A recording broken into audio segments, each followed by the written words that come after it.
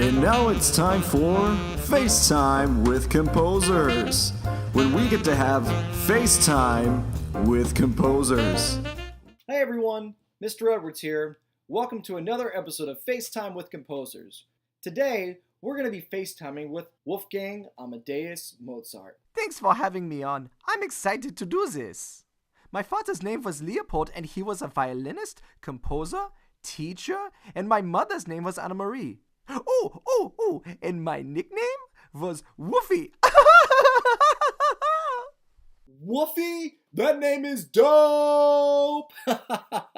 Now, one of your most well-known pieces that you ever composed was titled Serenade No. 13 for strings in G major. Can you tell us more about that piece? Sure, I can. The German title is Ein klein Nachtmusik, which means a little serenade.